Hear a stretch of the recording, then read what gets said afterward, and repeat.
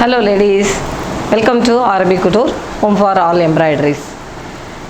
நம்ம கேர்ள்ஸ் இருக்கிறவங்க எல்லாருக்குமே கேர்ள்ஸுக்கு ஒரு ட்ரெஸ் எடுத்து ஒரு அக்கேஷனுக்கு அவங்கள சாட்டிஸ்ஃபை பண்ணுறது அப்படிங்கிறது எவ்வளோ கஷ்டம்னு எல்லாருக்கும் தெரியும். அவங்களுக்கு வந்து அவங்களோட சிப்ளிங்கோட வெட்டிங்னா ஒரு மாதிரி ட்ரெஸ்ஸஸ் கேட்பாங்க, கிராண்டாக இருக்கணும்பாங்க. வெளியில் போகணுன்னா ஒன்று, பார்ட்டி வேர் போடணுன்னா அதுக்கு ஒரு மாதிரி, டாப்ஸாக இருந்தாலும் சரி, குர்த்திஸாக இருந்தாலும், சல்வார் கமீஸாக இருந்தாலும் நிறைய அவங்கக்கிட்ட ஒரு பெரிய லிஸ்ட் வச்சுருப்பாங்க. அதை நம்ம கன்வின்ஸ் பண்ணுறது அப்படிங்கிறது பெரிய விஷயம். ஸோ இன்றைக்கி அந்த மாதிரி ஒரு விஷயத்தில் ஒரு ட்ரெஸ் தான் என் பொண்ணோட பர்த்டேக்கு நான் ரெடி பண்ணியிருக்கேன். அவள் சொன்னது என்ன தெரியுமா? சிம்பிளாக இருக்கணும், ஆனால் ரொம்ப சிம்பிளாக இருக்கக்கூடாது. கிராண்டாக இருக்கணும், ஆனால் ரொம்ப கிராண்டாக இருக்கக்கூடாது. ஸோ இப்போ இந்த ட்ரெஸ்ஸை பார்த்திங்கன்னா உங்களுக்கு தெரியும், சில்க் மெட்டீரியலில் பண்ணியிருக்கோம். பட் டாப் வந்து ப்ளைனாகவும், பேண்ட்டும் ஷாலும் மட்டும் பெயிண்ட் பண்ணியிருக்கோம். பிகாஸ் ஒன் டே அப்படிங்கிறதுனால நமக்கு நிறைய டைம் எடுத்து பண்ணுறதுக்கு முடியாது. அப்படிங்கிறதுனால சிம்பிளாக பெயிண்டிங் பண்ணுறது பண்ணி அது மாதிரி பண்ணி இந்த ஸ்ட்ரெயிட் பேண்ட்டு, சிகரெட் பேண்ட்டுன்னு சொல்லுவாங்க. ஸோ அது மாதிரி ஒரு பேண்ட்டு தைச்சிருக்கோம். ஓகே, இது வந்து ரொம்ப சிம்பிளாகவும் இருக்கும். சில்க்குங்கிறதுனால உங்களுக்கு வந்து பார்க்குறதுக்கு கிராண்டாகவும் இருக்கும். வீடியோவில் இந்த ட்ரெஸ்ஸோட full making, painting, cutting, stitching எல்லாமே உங்களுக்கு காட்டுறேன். ஆனால் என்ன டுட்டோரியலாக நான் எது போடுறேன்னா, ஒன்லி அந்த பேண்ட், ஸ்ட்ரைட் பேண்ட்டோட பெல்ட்டு, பேக் சைடில் எலாஸ்டிக்கும், ஃப்ரண்ட் சைடில் வந்து நம்ம பேப்பர் கேன்வாஸ் வச்சு ஒரே ஷார்ட்டில் எப்படி அதை தைக்கிறது அப்படிங்கிறதோட டுட்டோரியல் மட்டும்தான் போடுறேன். மற்ற கட்டிங் இதுவே இப்போ உங்களுக்கு வந்து 30 மினிட்ஸ்க்கு மேலே ஆகிடுது. டைம் கன்சியூமிங் ரொம்ப இருக்கிறதுனால நான் ஒன் பேக்கெட் தைக்கிறது, அந்த பேண்ட் கட்டிங் எல்லாமே உங்களுக்கு தனித்தனி வீடியோவாக போடுறேன். இன்றைக்கி நீங்கள் ஃபோக்கஸ் பண்ண வேண்டியது ஒன்லி ஹிப் பெல்ட் அந்த பேண்ட்டுக்கு. ஏன்னா அது ஸ்கர்ட்டுக்கும் உங்களுக்கு யூஸ் ஆகும், லெஹங்கா தைக்கிறதுக்கு யூஸ் ஆகும், உங்களோட நார்மல் சல்வார் கூட அந்த மாதிரி தைச்சிக்கலாம். ஸோ அது வந்து உங்களுக்கு அது எப்படி லேர்ன் பண்ணுறது, அதாவது அது எப்படி உங்களுக்கு பிளான் பண்ணுறது, எப்படி ஸ்டிச் பண்ணுறதுங்கிறத மட்டும்தான் இன்றைக்கி டுட்டோரியல் சொல்லி கொடுத்துருக்கேன். ஓகே, ஸோ நீங்கள் அதை மட்டும் ஃபோக்கஸ் பண்ணால் போதும். மற்றது நான் தனித்தனி வீடியோ தரேன். தேங்க்யூ. இப்போ வீடியோக்குள்ளே போகலாம்.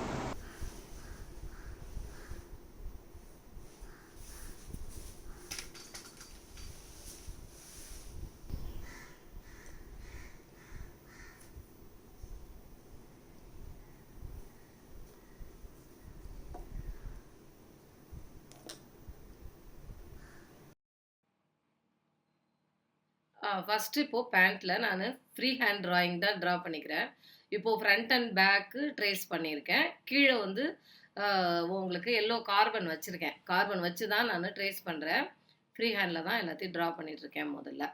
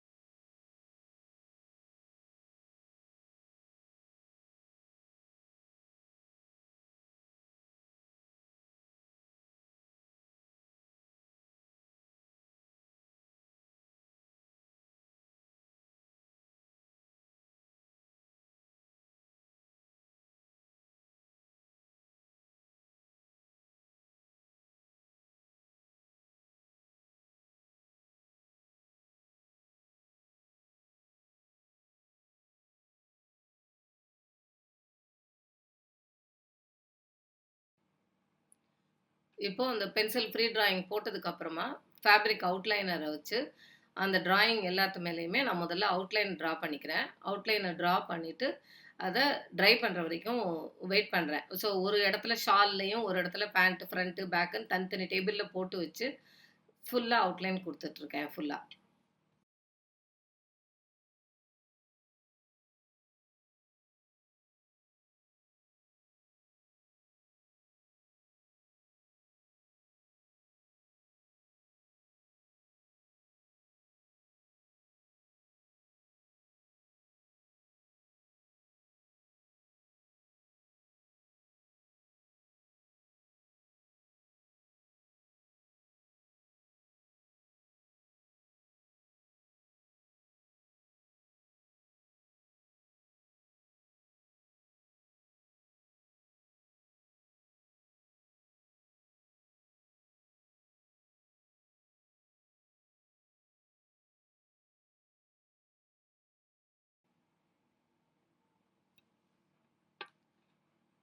இப்போ ஃபுல்லா அவுட்லைன் குடுத்ததுக்கு அப்புறமா, எல்லோ பெயிண்ட்ல ஃபுல்லா ஃபில்லிங் அந்த ஃப்ளவருக்கு மட்டும் ஃபில்லிங் வந்து பெயிண்ட் பண்றேன். ஸோ இது கண்டிப்பா அவுட்லைன் ட்ரா பண்ணதுக்கு அப்புறம் பண்ணா தான் உங்களுக்கு அது கம்ஃபர்டபுளா இருக்கும். ஸோ இதுக்கப்புறம் எல்லாத்தையும் ஃபுல்லா ஃபில்லிங் பண்ணிட்டு, பேக் சைட்ல ட்ரை ஆனதுக்கப்புறம் 24 ஹவர்ஸ் கழிச்சு தான் அயர்ன் பண்ணணும்.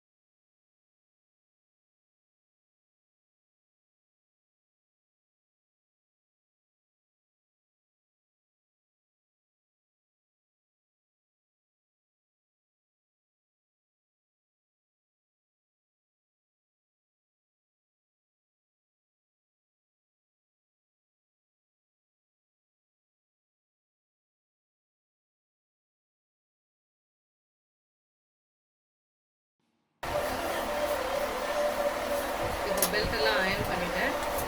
இப்போ பேண்ட்டோட சைட்ஸு முதல்ல ஃப்ரண்ட் சைடு வந்து ஸ்டிச் பண்ணிக்கிறேன். ஸ்டிச் பண்ணிட்டு பாக்கெட்ஸும் ஸ்டிச் பண்ணிக்கிறேன். உங்களுக்கு அதோட எப்படி மெஷர்மெண்ட்டு எப்படி ஸ்டிச் பண்ணுறதுன்னு டீட்டெயில்னா உங்களுக்கு அடுத்த வீடியோ.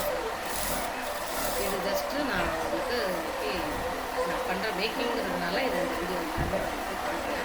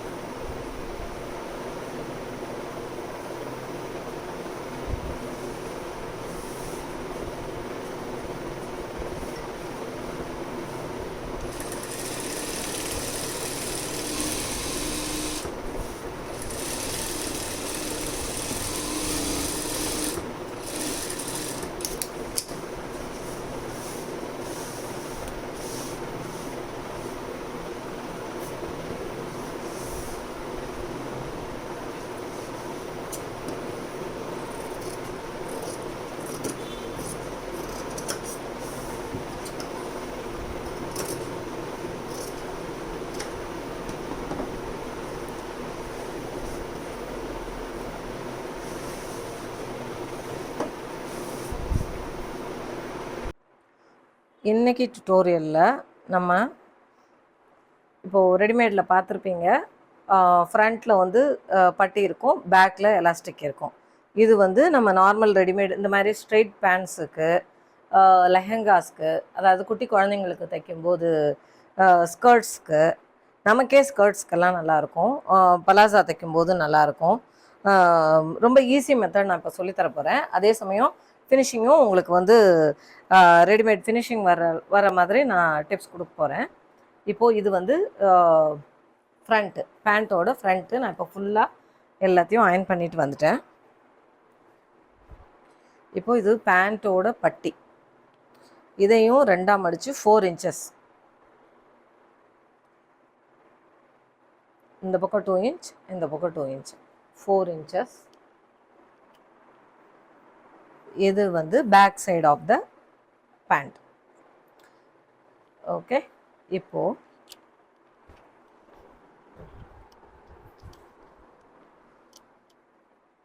நம்ம வந்து எப்போவுமே இந்த அயர்ன் பண்ணுற ஒரு ஹேபிட்டை ப்ராக்டிஸாக வச்சுருந்தோம் அப்படின்னா உங்களுக்கு வந்து ஃபினிஷிங்கும் சரி, தைக்கும் போதும் சரி உங்களுக்கு ரொம்ப ஈஸியாக வரும்.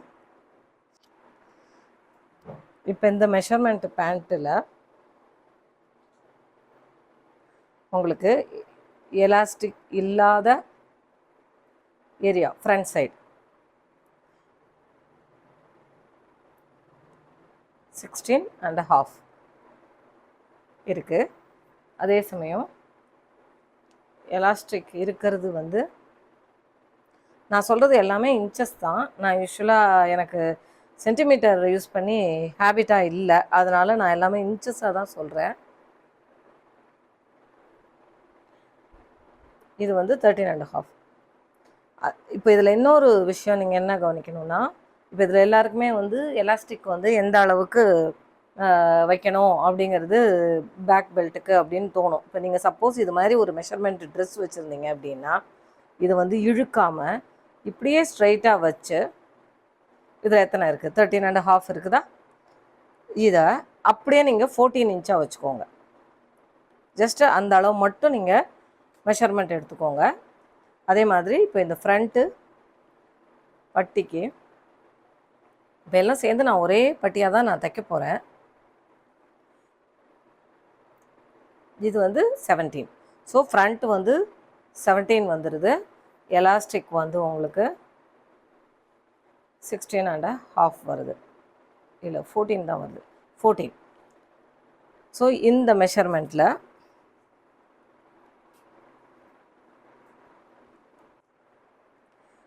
இப்போது இதில் இதை 2ஆக மடித்து அயர்ன் பண்ணியிருக்கேன் இல்லையா. இப்போது இதில் இது வந்து ஃப்ரண்ட்டுக்கு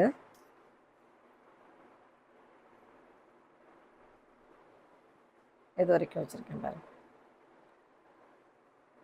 17, கரெக்டாக 17 வந்து உங்களுக்கு 17 inchesக்கு நான் இந்த பட்டியை ஒரு 1.25 inchக்கு வச்சுருக்கேன். ஏன்னா இது 2 inch இந்த கேப் கொடுக்கணுங்கிறதுக்காக இது 1.25 inchக்கு வச்சுருக்கேன். வச்சுட்டு ஃப்ரண்ட்லேருந்து இதை நான் அயர்ன் பண்ணிட்டேன். இப்போது நம்ம வந்து 16 inch நமக்கு பேக்கில் எலாஸ்டிக். ஸோ இப்போ இதில் கிளாத் எவ்வளோ இருக்குது பாருங்கள், இதில் வந்து 24 இருக்குது. ஆனால் நான் 16 inches எலாஸ்டிக்கை எடுத்துக்க போகிறேன். இதுலேயும் நம்ம வந்து இது மாதிரி குண்டு பின்னு குத்தி வச்சுக்கிட்டோன்னா, ஏன்னா இது ஒரு சின்னதாக நீங்கள் இழுத்து ஏதாவது ஒரு இடத்துல அடிச்சிட்டிங்கன்னா கூட உங்களுக்கு இது வந்து முன்ன பின்ன வந்துடும். கீழே வந்து போடும்போது பேண்ட்டு இந்த ஏரியா வந்து உங்களுக்கு இழுக்கும். அதை அவாய்ட் பண்ணணுன்னா நீங்கள் வந்து கரெக்டாக இந்த பின்னை போட்டு வச்சுக்கோங்க. இது நான் உங்களுக்கு ஜஸ்ட்டு காட்டுறேன், பட் எனக்கு இது தேவையில்லை, ஏன்னா எனக்கு ப்ராக்டிஸ் இருக்குது. வச்சுட்டு அப்போ பார்த்தா தான் உங்களுக்கு இந்த டிஃப்ரென்ஸு கீழே வரும். என்ன தான் நேராக வச்சு கட் பண்ணால் கூட லாஸ்ட்டில் இந்த 1/2 inchக்கு வந்து ஒரு சின்ன டிஃப்ரென்ஸ் இந்த பேண்ட்டில் வரதான் செய்யும். அதனால் இந்த பக்கம் அட்ஜஸ்ட் பண்ணுறேன்னு சொல்லிவிட்டு ஒரு பக்கம் இழுத்து ஒரு பக்கம் லூஸாக விட்டு அந்த மாதிரி தைச்சிடக்கூடாது.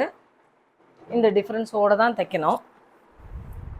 உங்களுக்கு வந்து கம்ஃபர்டபுள் இது இந்த மாதிரி தைக்கிறது கம்ஃபர்டபுளாக இல்லை, பின் போட்டு தைக்கிறது கம்ஃபர்ட் இல்லை அப்படின்னா நம்ம ஸ்லீவுக்கு மிடில்லேருந்து ஒரு சைடு அடித்து இன்னும் அதுக்கப்புறமா இன்னொரு சைடு அடிப்போம் பார்த்தீங்களா, அது மாதிரி இதை அடிக்கலாம். அப்படி பண்ணால் இது வந்து உங்களுக்கு ஈஸியாக இருக்கும்.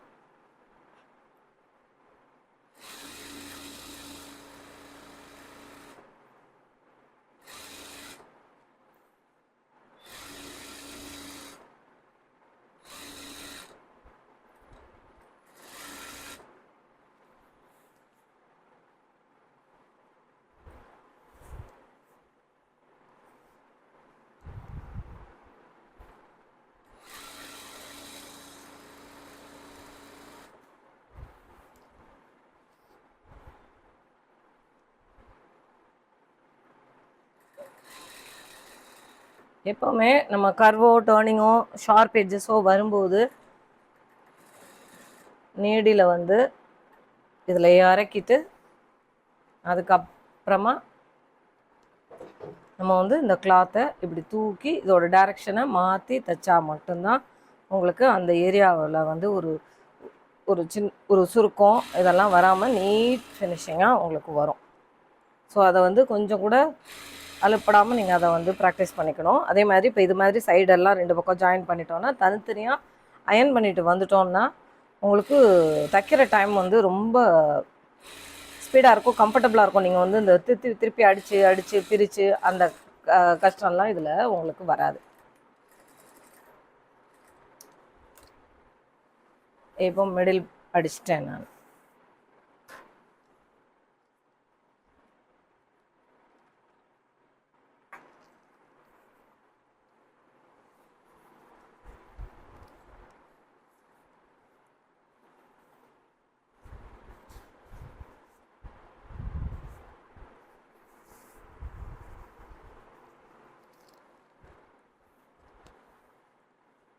இது வந்து உங்களுக்கு பேக் சைடு. உங்களுக்கு இது பேக்கெட்டை வச்சு நீங்கள் எது ஃப்ரண்ட்டு சைடுன்னு கட் பண்ணலாம். இப்போ நீங்கள் பேக்கெட் வைக்கலைன்னா நீங்கள் வந்து ஞாபகம் வச்சுக்கோங்க, பேக் சைடு வந்து இந்த ஃப்ரண்ட் சைடு ஜாயிண்ட்டை விட ஒரு 2.5 இன்ச்சு பெருசாக இருக்கும். நமக்கு கரெக்டாக இந்த தையலில் மடித்து பிடிச்சி அடிச்சிங்கன்னா உங்களுக்கு இது மேலே வர்றது தெரியும். ஸோ இப்போ நான் என்ன பண்ண போகிறேன், ஒரே ஒரு சைடு மட்டும். இப்போ நீங்கள் அதுக்கு முன்னாடி என்ன பண்ணணும்னா பார்த்து வச்சுக்கணும் அப்படின்னா, நமக்கு வந்து எலாஸ்டிக் பேக் சைடு வரணும், இந்த பட்டி தான் நமக்கு ஃப்ரண்ட் சைடு வரணும் இல்லையா. ஸோ இப்படி வந்து அதாவது எல்லாருமே வந்து ஃப்ரண்ட்டில் அடித்து பேக்கில் திருப்புவாங்க. நம்ம வந்து பிகினராக இருக்கும்போது ஃபினிஷிங் நல்லா வரணும் அப்படின்னா நீங்கள் பேக்கில் அடித்து ஃப்ரண்ட்டை திருப்பி பாருங்கள், உங்களுக்கு ஃபினிஷிங் பக்காவாக வரும். இப்போ நான் அதை தான் உங்களுக்கு இப்போ பண்ணி காட்ட போகிறேன். ஸோ இப்போ இதை வந்து ஒரு தடவை மெஷர்மெண்ட் பார்த்துக்கோங்க. அதனால் நான் வந்து இப்போ இந்த சைடை மட்டும் ஜாயின் பண்ண போகிறேன். இந்த சைடை வந்து உள்ளே வந்து ஜாயின் பண்ண போகிறேன். அதனால் அதுக்கு முன்னாடி நீங்கள் இதை வச்சு பார்த்துக்கணும். அப்போ தான் நீங்கள் வந்து எந்த பக்கம், ஏன்னா நமக்கு கை வாகுன்னு ஒன்று இருக்குது தைக்கிறதுக்கு, அதனால் இதுக்குள்ளே துணியை விட்டு எடுக்கிறது கஷ்டமாக இருக்கும். ஸோ இந்த பக்கம் நமக்கு பேண்ட் வந்து வெளியில் இருந்தால் தான் தைக்கும்போது ஈஸியாக இருக்கும். அதனால் இந்த டைரக்ஷனை பார்த்து நீங்கள் இது நம்ம எந்த பக்கம் தைக்க போகிறோம் அப்படிங்கிறத முதல்ல கன்ஃபார்ம் பண்ணிடணும். மோஸ்ட்லி லெஃப்ட் சைடை ஓப்பன் ஆகும், ரைட் சைடை தான் ஜாயின் பண்ணுவோம். ஏன்னா நம்ம திருப்பியும் போது மறந்துடக்கூடாதுங்கிறதுக்காக இதை பின் போட்டு வச்சுருக்கேன்.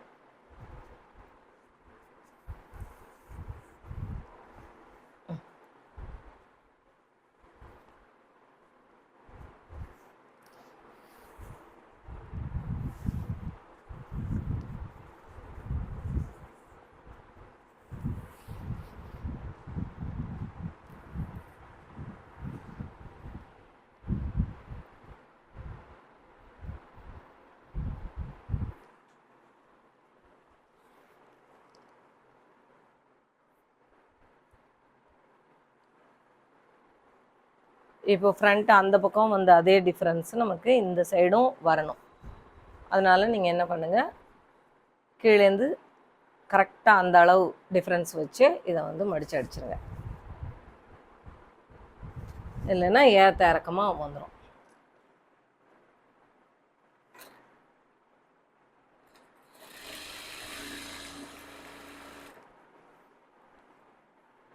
இப்போது இதையுமே நீங்கள் வந்து ஓவர்லாக் இல்லைன்னா, நான் ஃப்ரண்ட்டு பேக்கு ஜாயின் பண்ணேன் இல்லையா, front 2 piece back 2 piece join பண்ணிவிட்டு உள்ளே மடித்து அடித்து தைச்சேன் பாருங்கள், அது மாதிரி இதை மடித்து அடிச்சிடலாம்.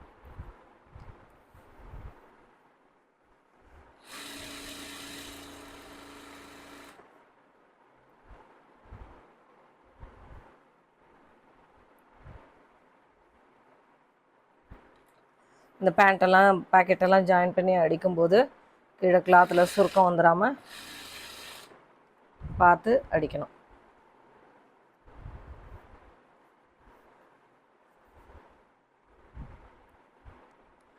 ஒரு 2-3 அடிச்சிட்டிங்கன்னா உங்களுக்கு அது பழக்கத்தில் வந்துடும்.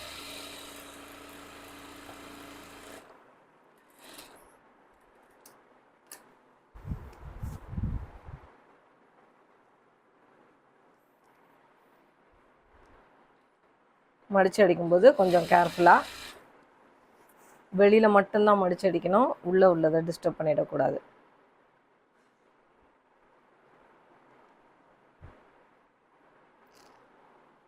எனக்குமே இங்கே மேலே வந்து மடித்து இந்த ஃபோல்டு வந்துருச்சு பாருங்கள். அப்படியும் இத்தனைக்கும் அயன் பண்ணி தான் எடுத்துகிட்டு வந்திருக்கேன். அப்படியும் ஃபேன் காற்றுக்கு இது உள்ளே இழுத்துருச்சு. இப்போ இதை நான் பிரிச்சுட்டு உங்களுக்கு சரி பண்ணி காட்டுறேன். அந்த ஏரியாவே பிரிச்சுட்டு ஒரு தையல் போட்டேன்.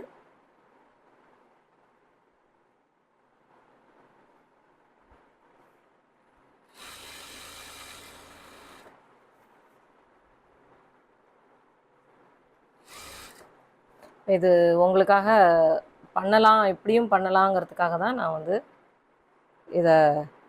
இதில் அடித்து காட்டுறேன். ஓவர்லாக் இல்லைன்னாலும் நீங்கள் இந்த மாதிரி இதை ஃபினிஷ் பண்ணிக்கலாம் அப்படின்னு உங்களுக்கு காட்டி கொடுக்கறதுக்காக தான் இதை பண்ணி காட்டுறேன்.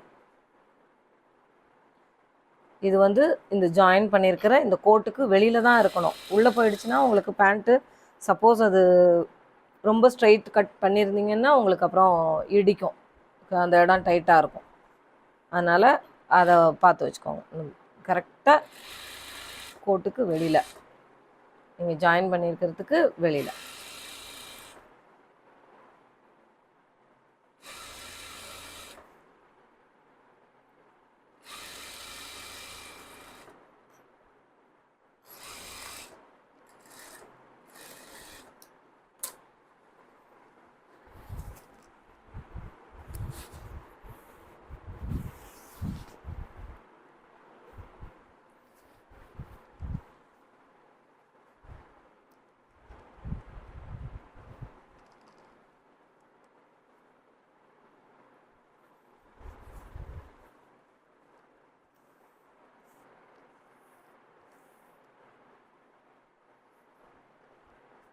அந்த சைடு அடித்தாச்சு. இப்போது நம்ம கடக்கடான்னு இப்போ இந்த வேலை ஆகிடும் பாருங்கள்.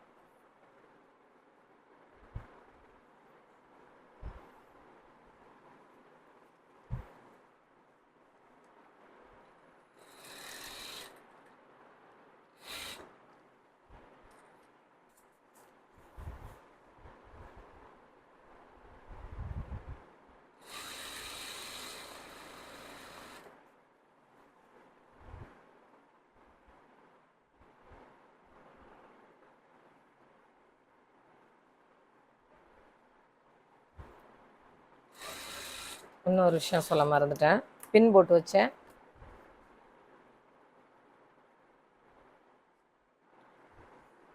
இந்த பட்டியை ஜாயின் பண்ண ஆரம்பிக்கிறதுக்கு முன்னாடி இந்த எலாஸ்டிக்கை என்ன பண்ணணும், தச்சு வச்சிடணும்.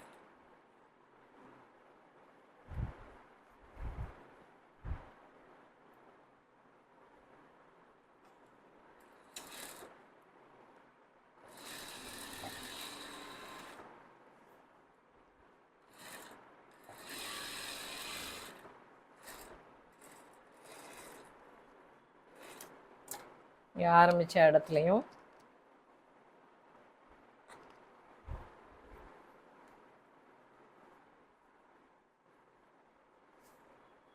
ஸ்ட்ரைட்டாக இருக்கான்னு பார்த்துட்டு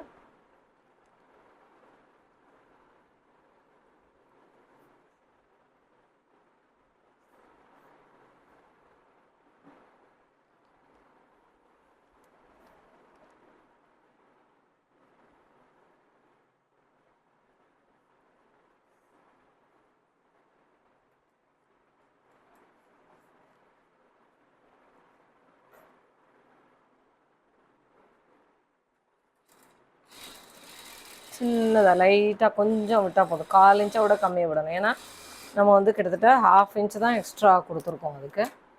அதனால் இந்த அளவு விட்டால் போதும். ஸோ இந்த பக்கமும் இந்த பக்கமும் இதை அடிச்சிட்டேன். ஓகே, இப்போ நம்ம இங்கேருந்து கண்டினியூ பண்ணிடலாம். இப்போது ஒன்று ஞாபகம் வச்சுக்கோங்க, இதை பிரிச்சுட்டு இந்த ஒரு ஏரியா ஒரு சைடு தான் நம்ம வந்து இதில் ஜாயின் பண்ணணும். அயன் பண்ணும்போது அது ரெண்டும் ஒட்டிகிட்ருக்கோம். இங்கே பாருங்கள், இந்த மாதிரி பிரித்து விட்டுட்டு மேல் இதை ஒரு சைடு மட்டும்தான் நம்ம ஜாயின் பண்ணணும். அதை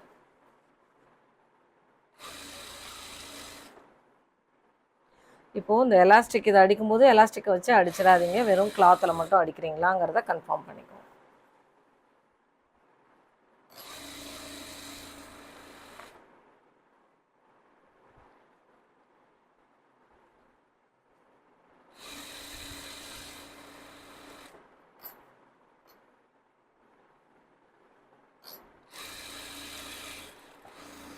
கடைசி வரைக்கும் நான் எலாஸ்டிக்கை அடிக்காமல் நீட்டாக எடுத்துட்டேன்.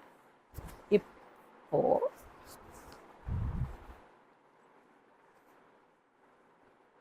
இங்கே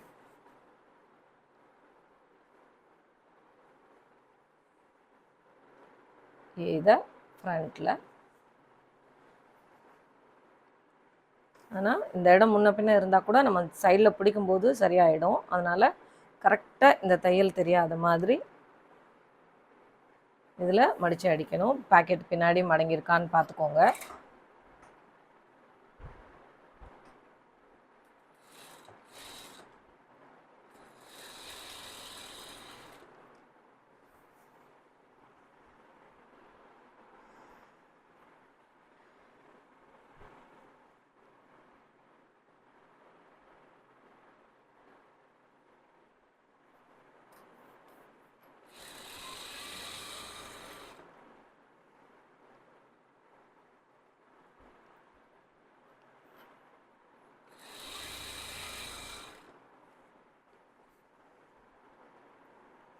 அதே மாதிரி இதை வந்து இப்படி தள்ளிக்கோங்க, மடிப்பு இது வெளியில் வராத மாதிரி.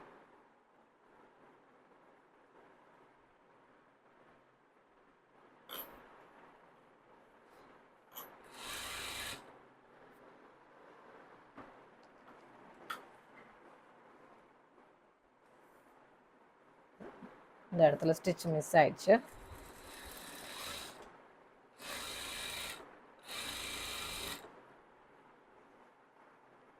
இப்போது இதுக்குள்ளே இந்த எலாஸ்டிக்கை வச்சுட்டு, ஆனால் இந்த தையல் இப்போ போட்டிருக்கோம் இல்லையா, இந்த ஜாயின் தையலுக்கு வெளியில் இதை ஜாயின் பண்ணுங்கள். எலாஸ்டிக்கில் அடிபடக்கூடாது, அதை கண்டிப்பாக ஞாபகம் வச்சுக்கணும். எலாஸ்டிக்கில் அடிபட்டுருச்சுன்னா உங்களுக்கு இழுத்து அடிக்கவே முடியாது. அதனால் நல்ல எட்ஜில் தையல் உங்களுக்கு போட தெரியணும். அப்போ தான் இந்த மாதிரி வேலையெல்லாம் செய்ய முடியும்.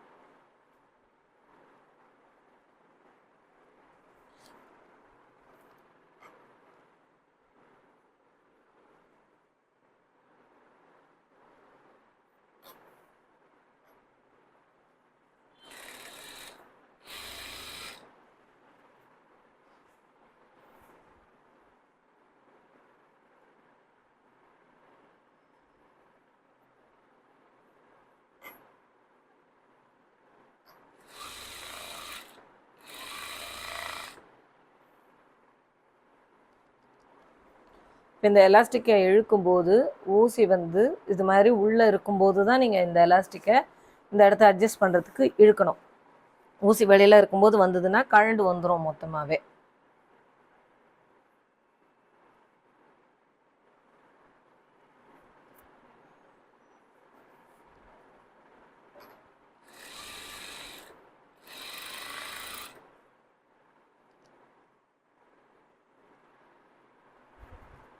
ஏன்னா இது ரெண்டாக மடித்ததுனால உங்களுக்கு அந்த லைன் வந்து உங்களுக்கு கரெக்டாக கைட் பண்ணும். அதனால் உங்களுக்கு அந்த சுருக்கம் வராமல் இருக்கும். அதனால் கொஞ்சம் கூட அலுப்பட்றாமல் அந்த அயனிங்கை பண்ணிவிட்டு உட்காருங்க.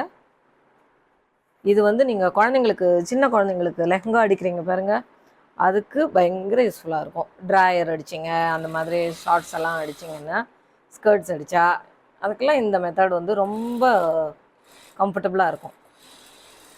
ஏன்னா குழந்தைங்க நல்லா ஹூக்கெல்லாம் போட்டுக்க முடியாது. ஈவன் பெரிய குழந்தைங்களுக்கு பண்ணும்போது ஆனால் சைடு ஸ்லிட் வைக்கணும். இப்போ இந்த பேண்ட்டில் ஆனால் நான் சைடு ஸ்லிட் வைக்க போகிறதில்ல. இப்போது அந்த கடையில் வர மாதிரி ஒரே மாதிரி வரணுன்னா இதை நல்லா இழுத்து விட்டுட்டு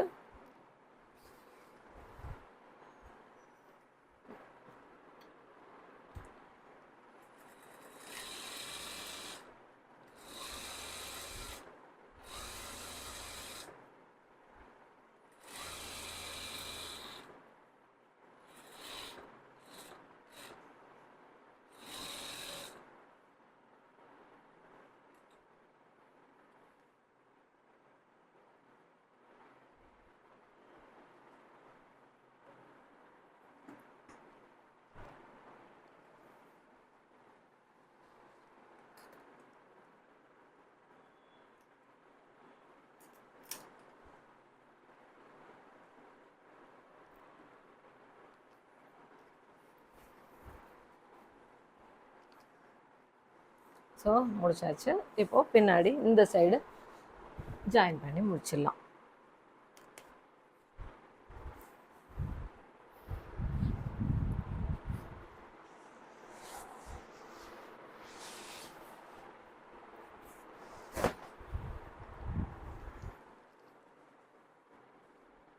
இந்த ரெண்டு சைடு பேக்கெட்டு நீட்டு பக்காவாக வந்துருச்சு.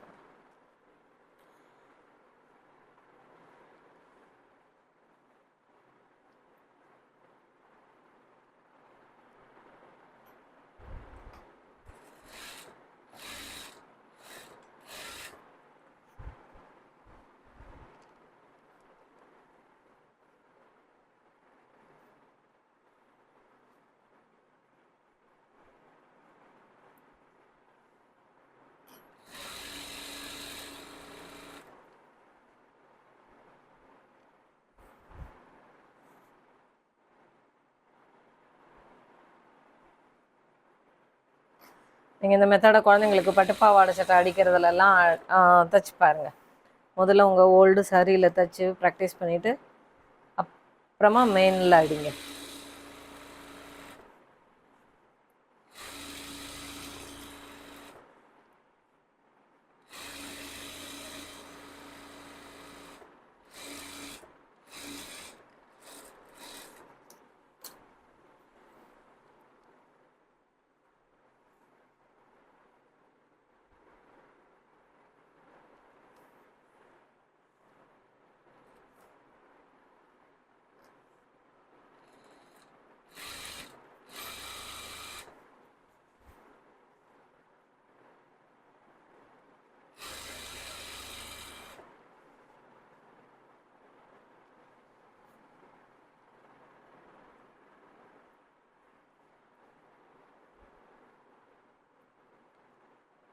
ஓகே, இது முடிஞ்சிருச்சு.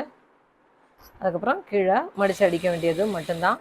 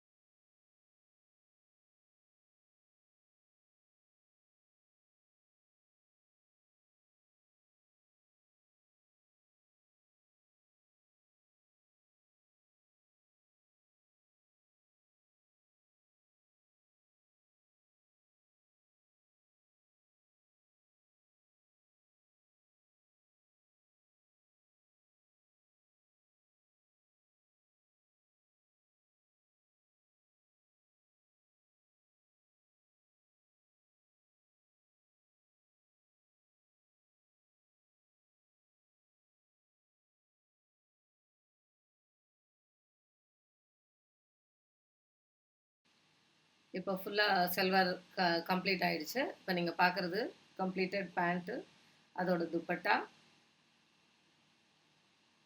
ஃபுல்லாக டிசைன் பெயிண்டிங் எல்லாம் முடிஞ்சு ரெடி ஆயிடுச்சு வேர் பண்ணுறதுக்கு. இப்போ இது அதோட பிளைன் டாப். ஸோ ஒன் டேயில் சக்ஸஸ்ஃபுல்லாக நீட்டாக ஃபுல் சல்வார் செட்டு கம்ப்ளீட் பண்ணியாச்சு.